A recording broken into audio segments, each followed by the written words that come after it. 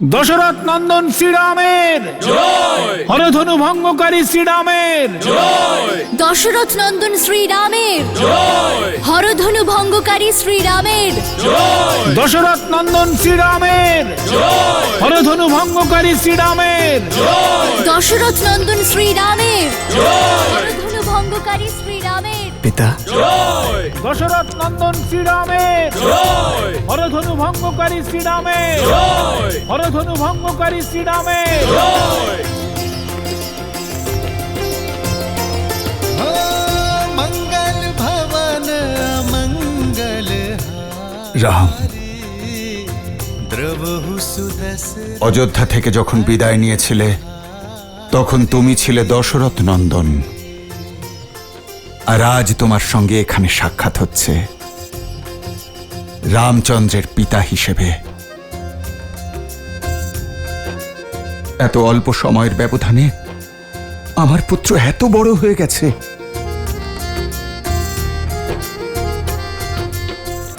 আমার রাম, আপনার চরণধুলির স্পর্শেই এই সামর্থ্য অর্জন করতে পেরেছি পিতা। আর এই অধিকার আপনিও আমার থেকে কেড়ে নিতে পারবেন না। रघुकुल रीत सदा चलिया प्राण जाए पर वचन পুত্র, তোমার স্থান আমার চরণে নয়, আমার হৃদয়ে এসো পুত্র।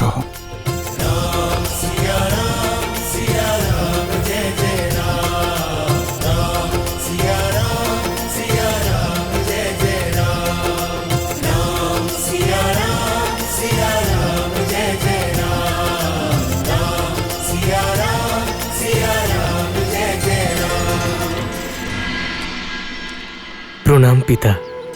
পুত্র লক্ষণ, দীর্ঘজীবী হও।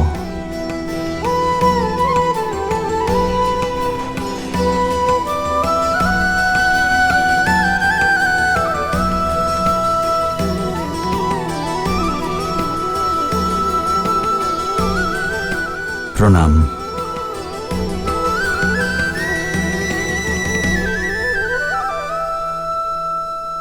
ভুলোকে কোনো মায়া বা দৈব প্রদর্শনী চলবে না, না হলে আমরা খুব সহজেই ধরা পড়ে যাব।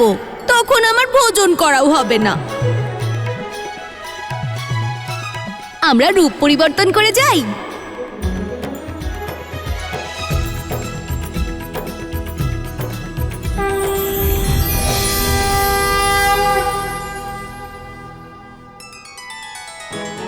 দেবী সরস্বতী আর নন্দে সঙ্গীতের কার্যভার আপনারাই সামলাবেন। আমি বায়ুদেব, বিবাহ মণ্ডপ আমি সাজাবো। আমি অগ্নিদেব, আর আমি সুস্বাদু ভোজন প্রস্তুত করব। আর আমি আপনার সহায়ক হয়ে যাই। ভোজন তো রান্নাঘর থেকেই বাইরে যাবে। ঠিক আছে, আর আমি তোমাদের প্রধান হব, ত্রিলোকদর্শী সাধু। আর আমি আপনার সেবিকা।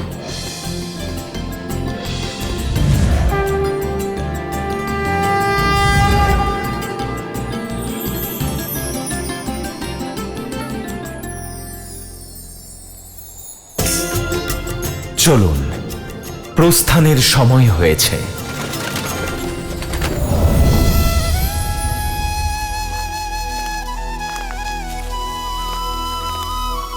প্রভু, আমি তো আপনারই আসবার অপেক্ষায় ছিলাম সর্বকালে। সমস্ত অবতারের মতো এবারও কি আমি আপনার পথপ্রদর্শকের সৌভাগ্য পাব? কাকভূষণ্ডে, আপনার এই প্রশ্ন জিজ্ঞেস করার কোনো আবশ্যকতা নেই, কারণ যিনি স্বয়ং শ্রী রামচন্দ্রের নানান জীবনের সাক্ষী থেকেছেন, তার থেকে ভালো পথপ্রদর্শক আর কে হতে পারে? প্রভু, পথ তো মা সীতা আর প্রভু রাম দেখাচ্ছে সবাইকে। প্রেমের পথ, ত্যাগের পথ আর সমর্পণের পথ।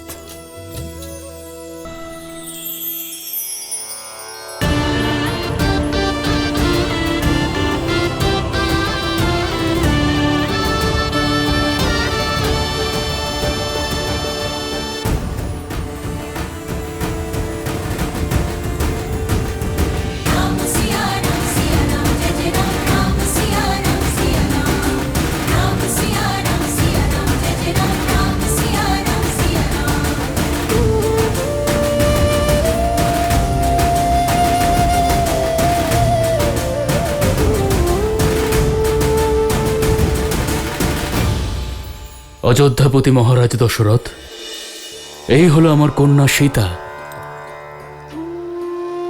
প্রণাম পিতা। সদা সৌভাগ্যবতী হও। আর কি আশীর্বাদ তোমায় আমি দেব কন্যা। তুমি রূপসী, গুণবতী, আর সাত্বিকতা তো তোমার মুখে ছড়িয়ে আছে। তোমার তেজের দ্বারা তোমার অযোধ্যাকে সর্বদা উজ্জ্বল করে রেখো কন্যা।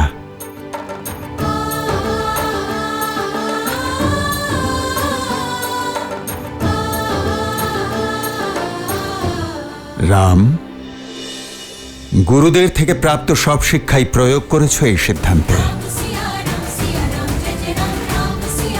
আসন গ্রহণ করুন।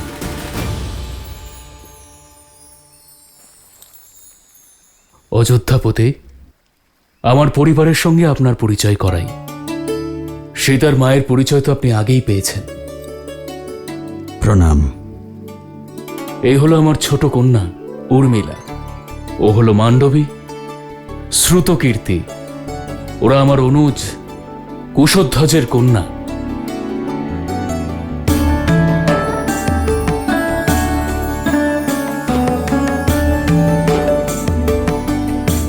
মহারাজ, যদি আপনার কোনো আপত্তি না থাকে তাহলে কি আপনাকে একটা প্রশ্ন করতে পারি? আচার্য, আপনি শ্রী রামচন্দ্রের গুরু, আপনার অনুমতির কোনো প্রয়োজন নেই। জিজ্ঞাসা করুন, কি জানতে চান আপনি? মহারাজ, আপনার বংশের কন্যারা অনুপম তেজস্বিনী। আপনার কি কখনো পুত্র প্রাপ্তির ইচ্ছা হয়নি?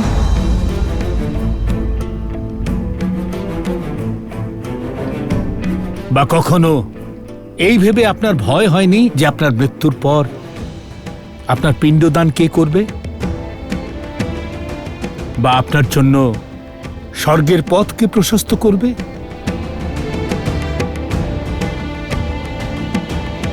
ক্ষমা চাইছি ঋষিবর, কিন্তু আমি বেদ, উপনিষদ এবং নানা জ্ঞান অর্জন করেছি, কিন্তু কোথাও এমন কোনো উল্লেখ নেই যে কন্যাদের মান, তাদের স্থান, তাদের অধিকার কোনো অংশে পুত্রদের থেকে কম বা নিচে, না সম্মানে, না স্থানে, আর না অধিকারে। আমার কন্যা সীতা কেবল আমাকেই নয়, বরং এই মিথিলাকেও নতুন জীবন দিয়েছে। রুক্ষ ভূমিতে অমৃতের ধারা হয়ে এসেছে আমার কন্যা সীতা। যে কন্যা মিথিলাকে নরক হতে দেয়নি, সেই কন্যা থাকতে আমি স্বর্গের চিন্তা কেন করব ঋষিবর? আর সত্যি কথা বলতে, সীতার জন্মের পর আমি মৃত্যু এবং মৃত্যু পরবর্তী কোনো চিন্তা ছেড়ে দিয়েছি। অদ্ভুত, অদ্ভুত মিথিলা নরেশ। আজ আমি আমার আরো একটা প্রশ্নের উত্তর পেলাম। কিন্তু মহারাজ, আমি হলাম নাস্তিক, আর মানুষ এটাই মনে করে যে মুক্তি একমাত্র পুত্র প্রাপ্তির পরই হয়। হয়তো আমার মৃত্যুর পথ প্রশস্ত করতেই মহাদেব আমাকে যোগ্য পুত্র দিয়েছেন, আমার জামাতা রাম।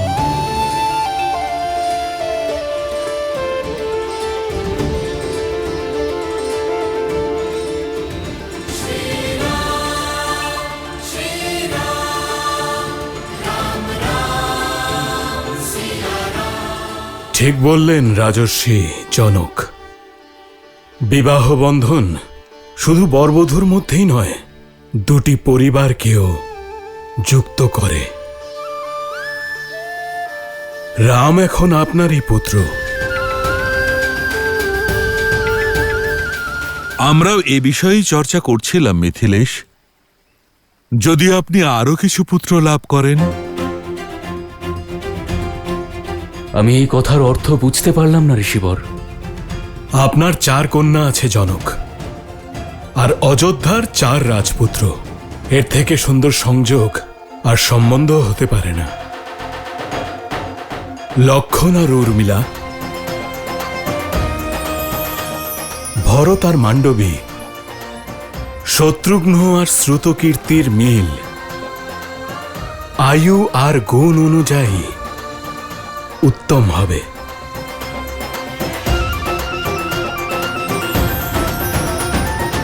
এ বিষয়ে আপনার কি মতামত অযোধ্যাপতি? মহর্ষি, এর থেকে বড় সৌভাগ্য আর হতেই পারে না। কিন্তু এক্ষেত্রে মিথিলারাজের মতামত জানাও অত্যন্ত আবশ্যক।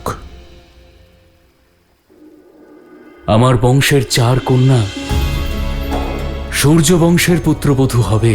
আমার জন্য এর থেকে বড় সৌভাগ্য আর কি হতে পারে অযোধ্যাপতি? মিথিলা রাজকন্যাদের বোনেদের থেকে বিচ্ছেদ হওয়ার চিন্তাও দূর হয়ে যাবে। কিন্তু মিথিলায় বিবাহের পূর্বে কন্যাদের মনের কথা জেনে নেওয়া অত্যন্ত আবশ্যক। অবশ্যই জনক, যারা একসঙ্গে থাকবে তাদের মতামত জানাও অত্যন্ত আবশ্যক। আপনারা দুজন একান্তে আপনাদের সন্তানদের সাথে কথা বলে নিন। অবশ্যই।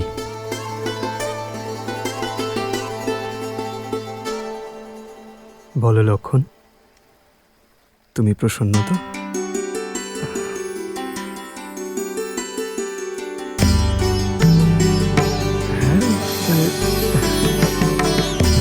কোনো আপত্তি নেই তো উর্মিলা? পূজা তুমি করেছো দিদি, আর ফল আমিও পেলাম। আর এমনিতেও মহাদেব আর মা গৌরীর নির্ণয়ের ওপর সন্দেহ কিসের? কিন্তু সীতা দিদির পূজার ফল কেবল উর্মিলা দিদি কেন পাবে? আমাদেরও তো পাওয়া উচিত। কি মান্ডবী? আর কতবার বলবো তোমাদের, অযোধ্যা থেকে অতিথিরা এসেছেন, বিবাহ না হওয়া পর্যন্ত কেউ ভেতরে যেতে পারবে না। আপনাদের ভোজনের ব্যবস্থা ওদিকে ওই স্থানে করা হয়েছে। দেখুন, আমিও তো আপনাকে এটাই বোঝাতে চাইছি যে আমরাও এই শুভ বিবাহে এসেছি। আমি যখন আমার দলের পরিচয় দেব, আপনি নিজেই বুঝতে পারবেন। এদের দুজনকে দেখছেন, এরা এই সংসারের সর্বশ্রেষ্ঠ রাঁধুনি। আর এই যে ছোট্ট দুষ্টু বালক ওর সহকারী। আর এই যে পুরোহিত মশাই, উনি এতই জ্ঞানী যে ওনার জ্ঞানের তুলনা আপনি স্বয়ং ব্রহ্মদেবের সঙ্গে করতে পারেন।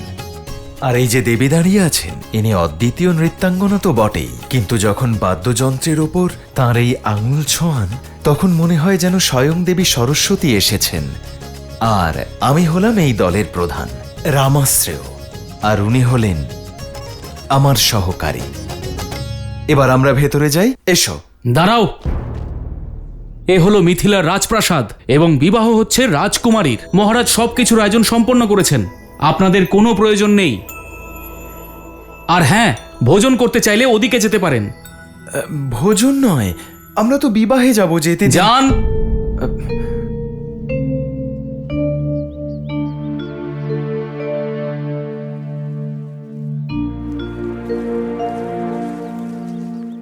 এবার কি করা যায়? প্রভু, আমাকে আদেশ দিন। ঠিক আছে, আপনি যান। আগে আমাকেও আজ্ঞা দিন প্রভু। এখন আপনার কিসের আজ্ঞার প্রয়োজন? আর কতক্ষণ অপেক্ষা করব প্রভু? আমি অদৃশ্য হয়ে ভিতরে চলে যাই। অদৃশ্য হতে তো আমিও পারি বায়ুদেব, কিন্তু দৈব শক্তি তো ব্যবহার করা যাবে না। গণেশ, অদৃশ্য হয়ে প্রবাহিত হওয়া আমার অধিকার। আর সবার আগে ভোগ গ্রহণ করা তো আমার অধিকার। আমি তাহলে যাই পিতা? কেউ কোথাও যাবে না, সকলে এখানেই অপেক্ষা করবে। আমি একটু ভেবে দেখি। যা ভাবার একটু শীঘ্র ভাবুন, খিদের জ্বালায় আমি ছটফট করছি। আমিও খিদে আর সহ্য করতে পারছি না।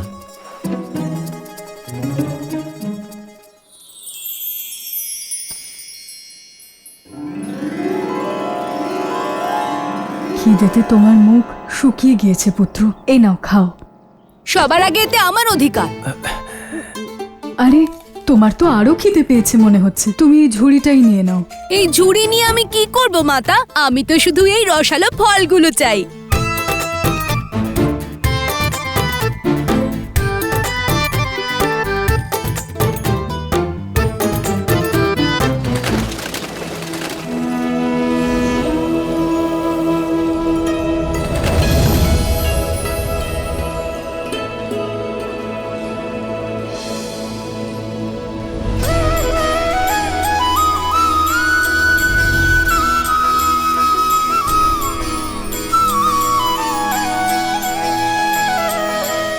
মহারাজ জনক, আমার 4 পুত্র বিবাহের জন্য প্রস্তুত। আমার কন্যারাও মহারাজ।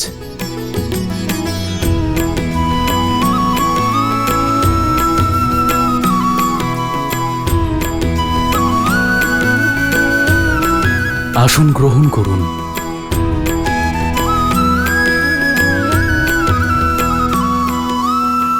রাজগুরু শতানন্দ, আজ্ঞা করুন।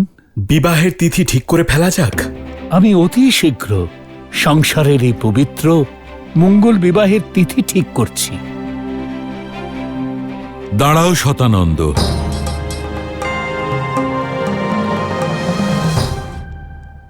একজন মহান ত্রিকালদর্শী জ্ঞানী মহাপুরুষ আছেন রামাশ্রেয়। আমাদের এই অপেক্ষার অবসান হলো, কারণ আমাদের স্বাগত জানানোর জন্য স্বয়ং নারায়ণ আর দেবী লক্ষ্মী আসছেন। একজন মহান ত্রিকালদর্শী জ্ঞানী মহাপুরুষ আছেন রামাশ্রেয়। ওনার বলে দেওয়া তিথিতে সামান্যতম ত্রুটিও থাকে না। আমার অনুরোধে উনি ওনার সকল শিষ্যদের নিয়ে এখানে আসছেন।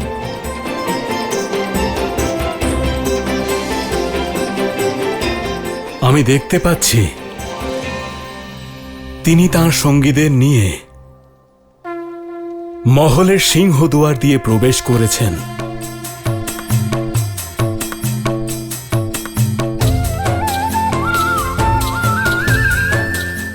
অদ্ভুত সে দৃশ্য, অদ্ভুত।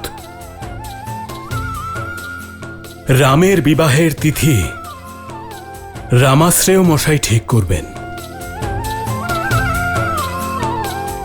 রাম, যাও গিয়ে ওনাকে সসম্মানে এখানে নিয়ে এসো। যথাজ্ঞা। মা সীতা, ওনার সঙ্গে একজন সেবিকা আর সঙ্গিনীও আছেন।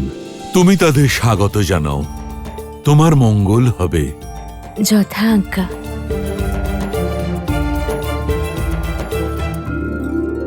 প্রভু, আর কতক্ষণ অপেক্ষা করতে হবে? কখন আমরা ভিতরে প্রবেশ করব?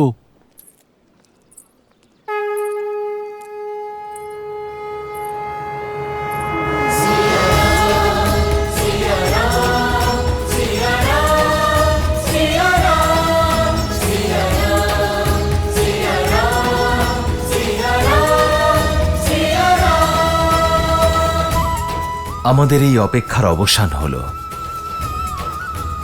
কারণ আমাদের স্বাগত জানানোর জন্য স্বয়ং নারায়ণ আর দেবী লক্ষ্মী আসছেন। आदर्श और मर्यादा की है ये कथा महापावनम। काटे मद श्री से मिलाने श्रीमद् रामायणम, श्रीमद् रामायणम, श्रीमद् रामायणम।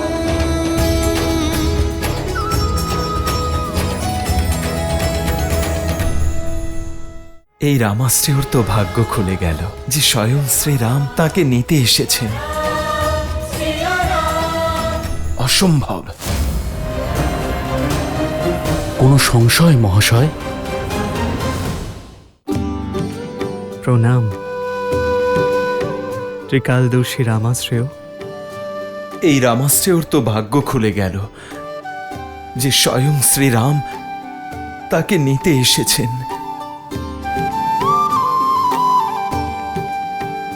দেবী গৌরিকার সঙ্গে আপনাদের সবাইকে সীতার প্রণাম।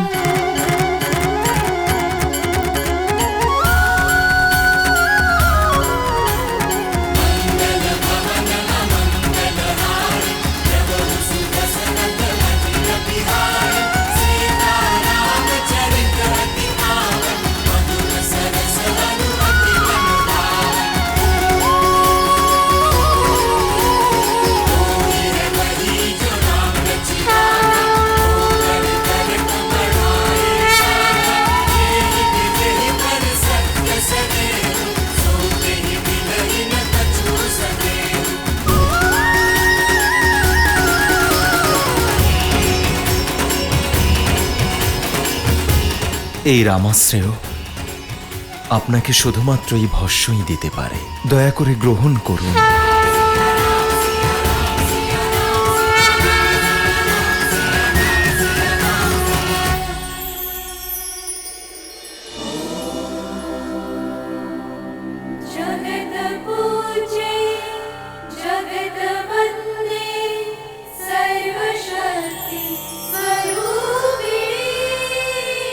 আসুন।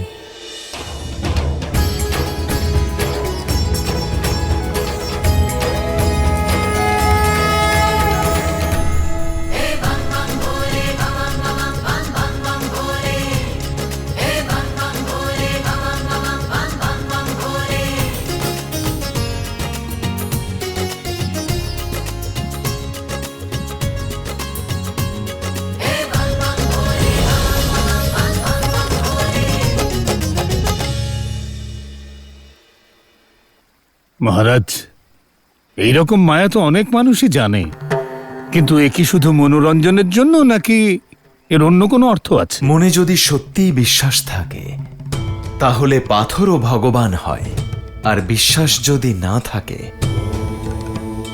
তাহলে ভগবানও পাথর হয় ভদ্র জাবালি। কিন্তু আপনি তো নাস্তিক, তাই এই তথ্য সম্পর্কে অনভিজ্ঞ।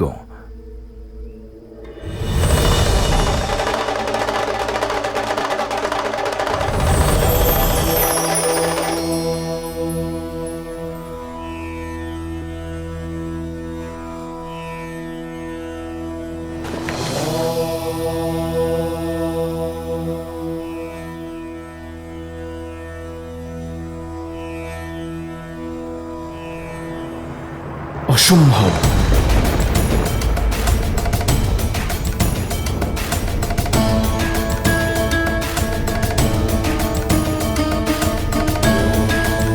কোনো সংশয় মহাশয়?